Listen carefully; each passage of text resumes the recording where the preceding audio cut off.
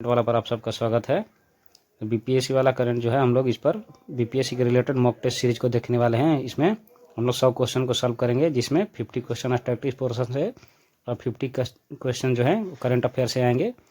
इसको हम लोग जल्द से जल्द ख़त्म करने का प्रयास करेंगे। इसमें जितने भी क्वेश्चन हैं वो काफ़ी इंपॉर्टेंट है, जो आपके एग्जाम में आने की संभावना इसकी है बहुत ज़्यादा। इसमें 50 क्वेश्चन जो है करंट अफेयर की वो एडुटेरिया से लिया गया है, और बाकी जो 50 क्वेश्चन स्टैटिस्टिक्स जो है पोर्शन ये रुकमनी पब्लिकेशन से लिया गया है। तो इसको हम लोग देना करते हुए चालू करते हैं और एक एक क्वेश्चन को जल्द से जल्द सॉल्व करने की कोशिश करेंगे। पहला क्वेश्चन देखते हैं।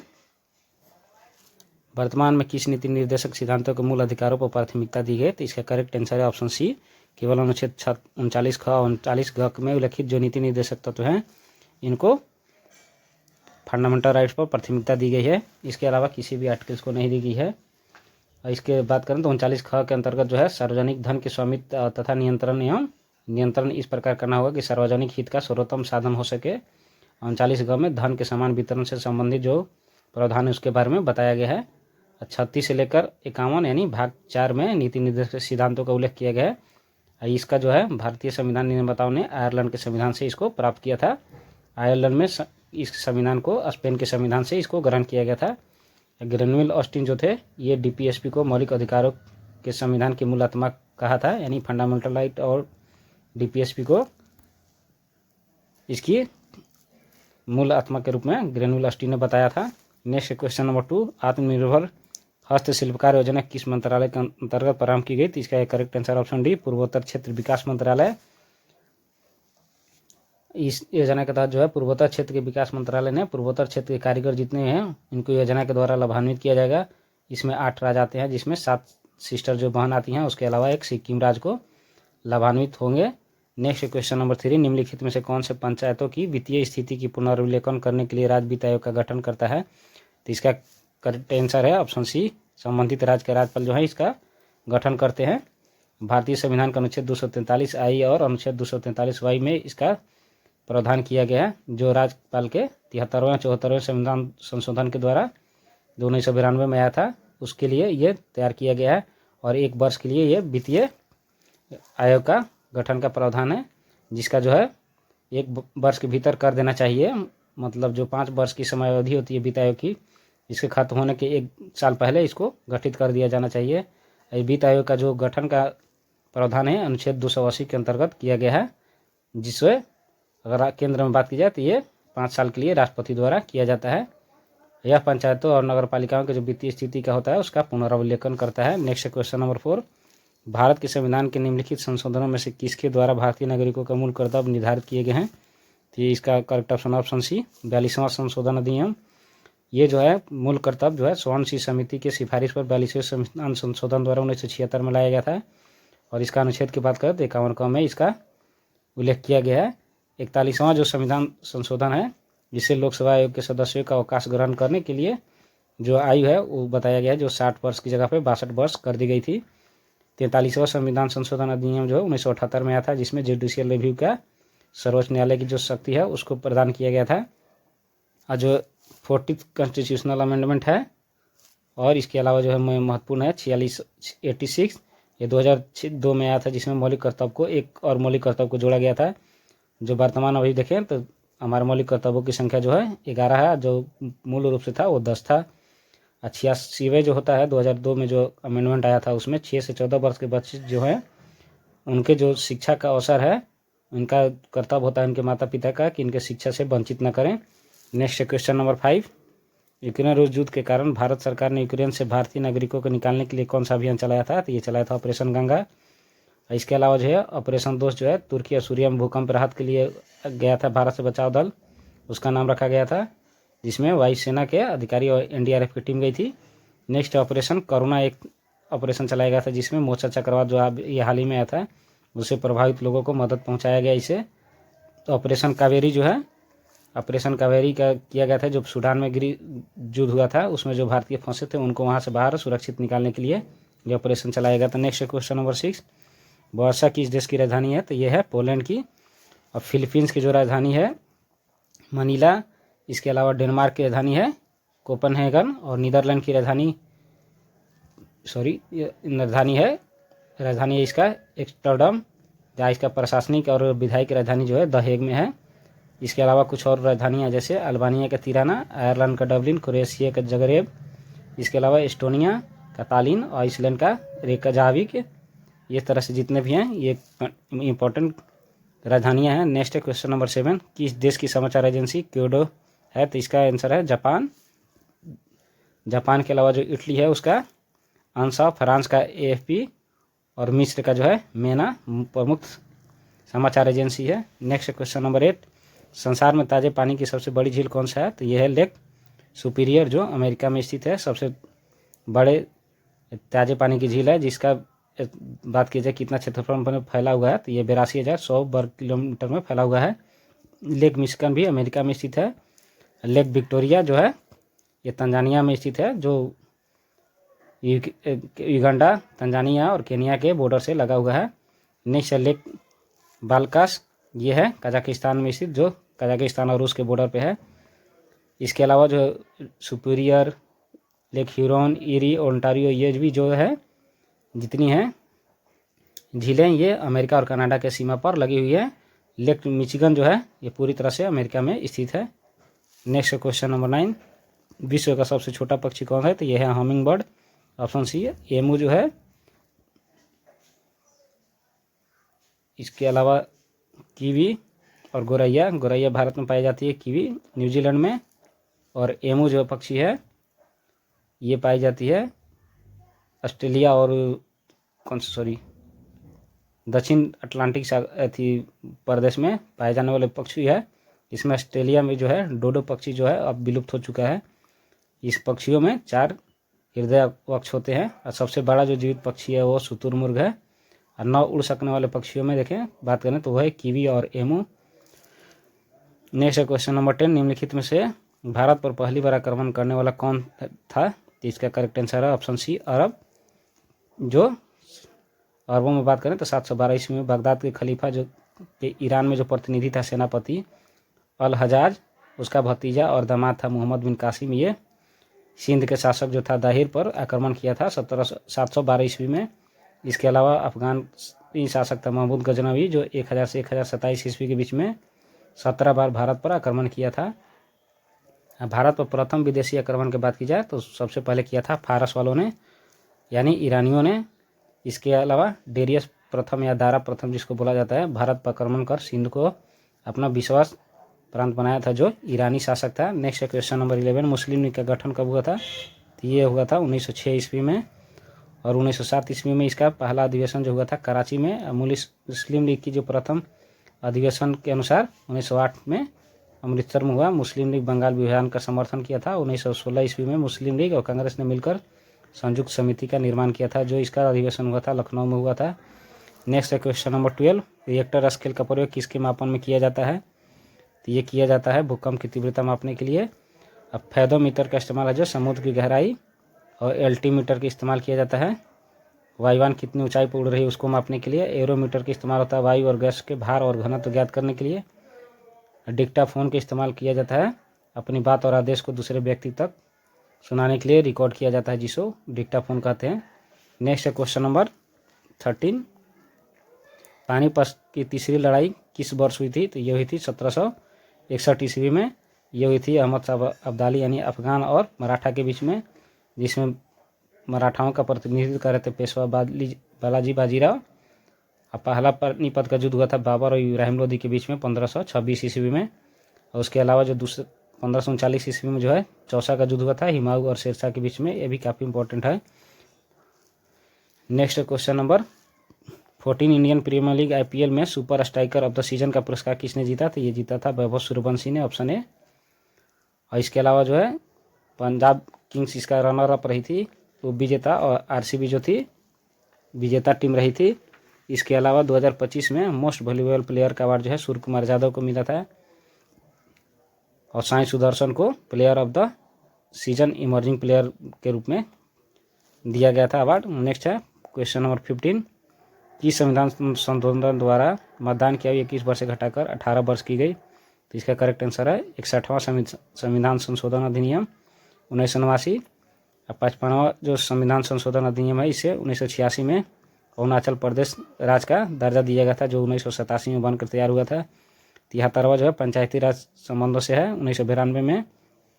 84 संविधान संशोधन अधिनियम 2002 लोकसभा और विधानसभा का परिसीमन के लिए, जिसमें लोकसभा और विधानसभा के निर्वाचन क्षेत्रों का गठन किया जाता है। नेक्स्ट है क्वेश्चन नंबर 16, निम्न में से कौन सा ग्रह पृथ्वी से निकटतम दूरी पर स्थित है? तो ये है शुक्र, और ये सबसे गर्म ग्रह भी है। ये सूर्य की परिक्रमा 88 दिनों के अंदर लगा लेता है।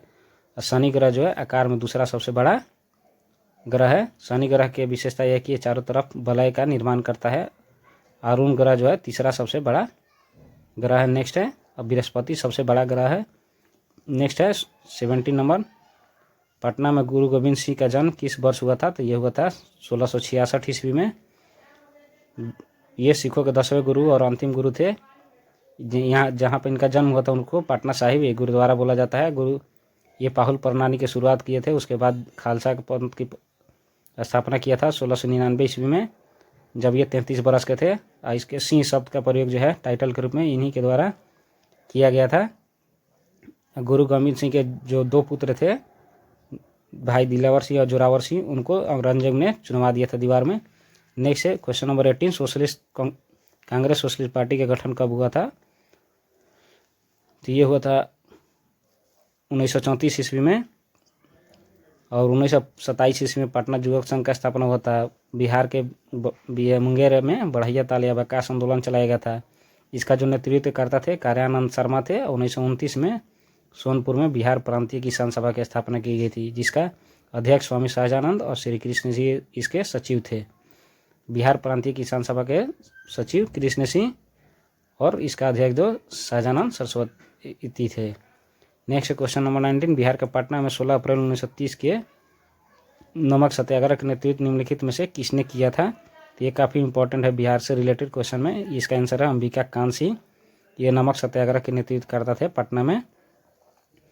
ये जो नमक सत्याग्रह हुआ था 16 अप्रैल 1930 को पटना में हुआ था। इसका जो साइमन कमीशन जो था 1928 में 12 दिसंबर को पटना आया था। अब बिहार में नमक सत्याग्रह का सर्वप्रथम जो है चंपारण और सारण में शुरू किया गया था।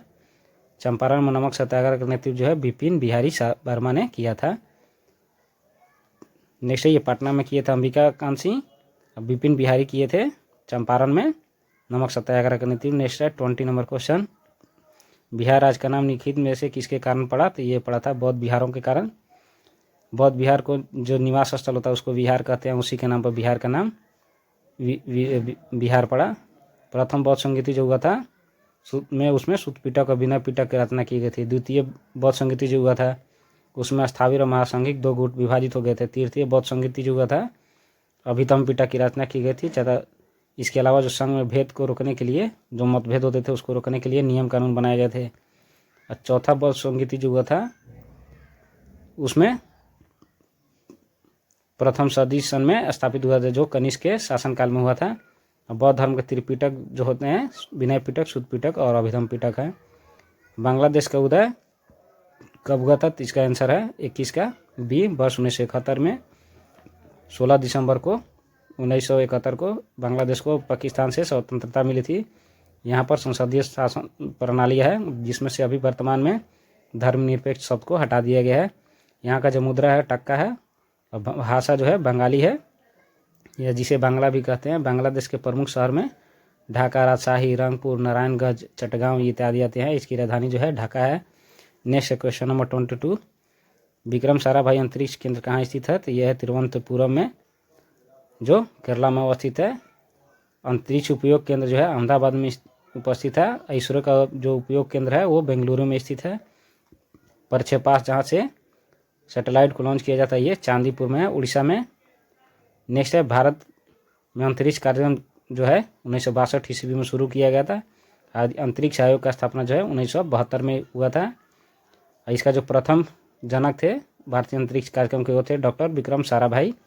और प्रथम उपग्रह जो था भारत का वो आर्यभट्ट था, जो 19 अप्रैल 1975 को सोवियत संघ से प्रक्षेपित किया गया था, यानी लॉन्च किया गया था। नेक्स्ट क्वेश्चन नंबर 23, पिनाक है, यह है multi barrel rocket launcher, option सी।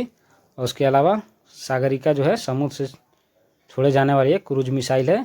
तेजस जो है पहली स्वदेशी हल्का लड़ाकू विमान है, लाइट वेटेड जो है।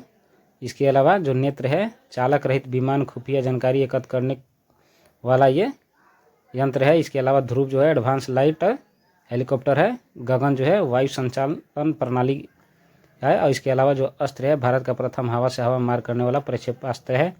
और प्रथम चालक रहित विमान जो है भारतीय विमान, उसका नाम है लक्ष्य, अभी जो 2027 में होने वाला है। नेक्स्ट क्वेश्चन नंबर 24, ज्ञानपीठ पुरस्कार किस क्षेत्र में विशेष योगदान के लिए दिया जाता है? तो ये दिया जाता है साहित्य के लिए। इसके अलावा जो महत्वपूर्ण अवार्ड है उसको देख लेते हैं। ज्ञानपीठ पुरस्कार में 11 लाख रुपए की राशि दी जाती है। और जो 2025 के विजेता रहे हैं विनोद कुमार शुक्ल रहे हैं। ऑस्कर पुरस्कारों की जो शुरुआत हुई थी 1929 में, मैन बुकर के 1969 में, पुलित्जर 1917 में। पाल्मे पुरस्कार जो है लोकतांत्रिक मूल्यों के वृद्धि के लिए दिया जाता है, जो लोकतांत्रिक मूल्यों को जो बढ़ाते हैं उनके लिए। ये स्वीडन के पूर्व प्रधानमंत्री थे पाल्मे, उसके नाम पर दिया है पाल्मे पुरस्कार। नेक्स्ट है कलिंग पुरस्कार, जो 1952 ईस्वी में शुरू किया गया था। ये पुरस्कार यूनेस्को द्वारा विज्ञान के क्षेत्र में जो समर्पित कार्य करते हैं उनको दिया जाता है। नेक्स्ट क्वेश्चन नंबर 25, भारत में पहली बोलती फिल्म थी, तो ये थी राजा हरिश्चंद्र, आलम आरा। पहली बोलती फिल्म थी आलम आरा, जो 1931 ईस्वी में रिलीज हुई थी। इसका जो अभिनेत्री थी जुबेदा बेगम थी। भारत में हिंदी फिल्म जो पहला स्टार्ट हुआ था वो हुआ था 1913 में, राजा हरिश्चंद्र। दादा साहब फाल्के को भारतीय फिल्म का जनक माना जाता है। दादा साहब फाल्के पुरस्कार का जो शुरुआत हुआ था 1969 ईस्वी में हुआ था। नेक्स्ट क्वेश्चन नंबर 26, निम्नलिखित में से नृत्य का शास्त्रीय रूप कौन सा है? तो ये है मणिपुरी जो है नृत्य का शास्त्रीय रूप है। नेक्स्ट है इसके अलावा जो 3 लोक नृत्य हैं, जैसे असम में बिहू, बिछुआ, खेल, गोपाल, ने पश्चिम बंगाल में बाउल जतरा, जम्मू कश्मीर में राऊ और हिकात। इसके अलावा हिमाचल प्रदेश में छपेली, चंबा, और लक्षद्वीप में परिचाकाली और कोलकाली जो है ये प्रमुख नृत्य हैं, लेकिन ये शास्त्रीय नृत्य नहीं है। शास्त्रीय नृत्य मणिपुरी है। नेक्स्ट है 27 नंबर, अंतर्राष्ट्रीय मुद्रा कोष की स्थापना किस सम्मेलन से हुई थी?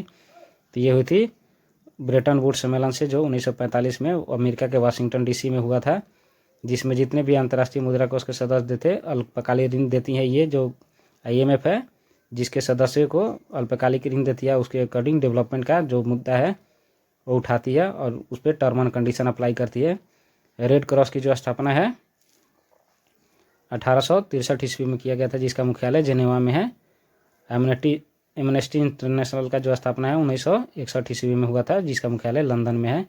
ये काफ़ी इंपॉर्टेंट है एमनेस्टी इंटरनेशनल, ये बार बार पूछा जाता है। नेक्स्ट है क्वेश्चन नंबर 28, 11 मई 2025 को ब्रह्मोस मिसाइल के यूनिट का उद्घाटन कहाँ किया गया था? ये किया गया था उत्तर प्रदेश में, लखनऊ में, 11 मई को किया गया था। रक्षा मंत्री राजनाथ सिंह ने किया था ये।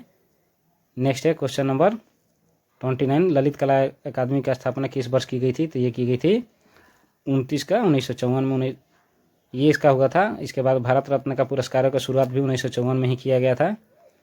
1947 से परमवीर चक्र दिया जा रहा है।